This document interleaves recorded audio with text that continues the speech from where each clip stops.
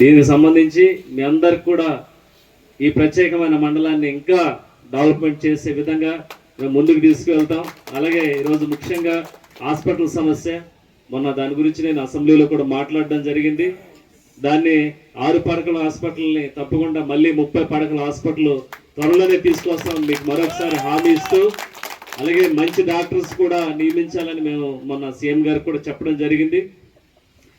ఎందుకంటే దీనికి కోయిలగూడెం మండలానికి సంబంధించి 30-40 గ్రామాలకి ఇది ముఖద్వారంగా ఉంది.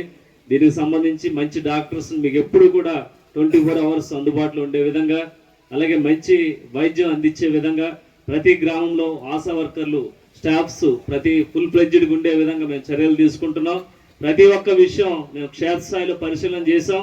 7 సంవత్సరాల్లో ఏదైతే గ్రామాల్లో ఏ సమస్య ఉందనేది మేము అనర్గళంగా ప్రతి చోట కూడా మాట్లాడగలం. ఎందుకంటే మేము ప్రజలతో ఉన్నాం, ప్రజల కోసం ఉన్నాం, ప్రజల శ్రేయస్సు కోసం ఉన్నాం. కాబట్టి మీ అందరూ కూడా ఇదే విధంగా మీరు ముందుకు వెళ్ళాలని తెలియజేస్తూ, ప్రతి ఒక్కరు కూడా హృదయపూర్వక ధన్యవాదాలు తెలియజేస్తూ, రానున్న రోజుల్లో మీ అందరి సహాయ సహకారాలతో కోయిలగూడెం మండలాన్ని ఒక ప్రత్యేక అభివృద్ధి మండలంగా తీసుకువెళ్తానని మీకు మాట ఇస్తూ మరొకసారి ధన్యవాదాలు తెలియజేస్తూ అవధిస్తున్నాను.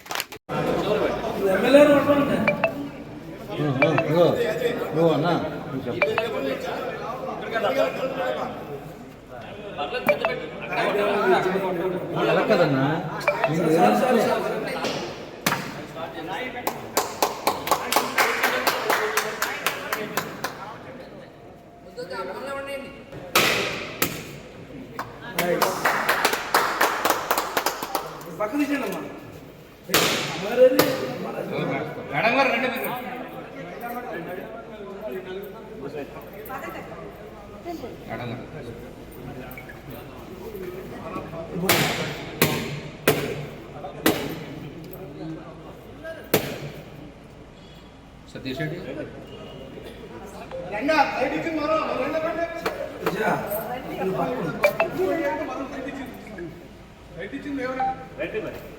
కృష్ణ గారు రండి.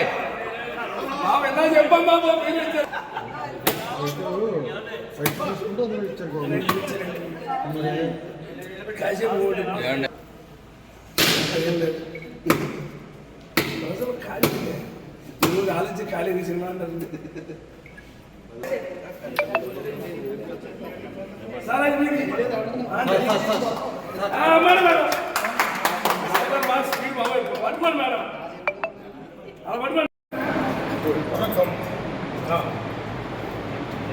Sir okay sir, okay sir, sir ఇటు చూడండి, సార్ ఇటు చూడండి.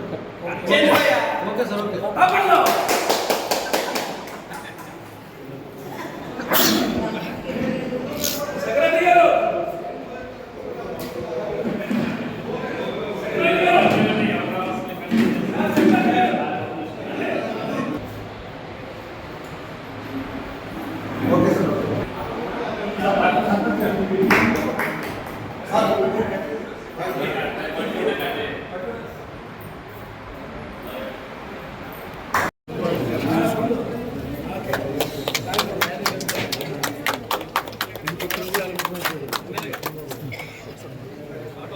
ఇదేంటి మాత్రం మర్చిపోయింది.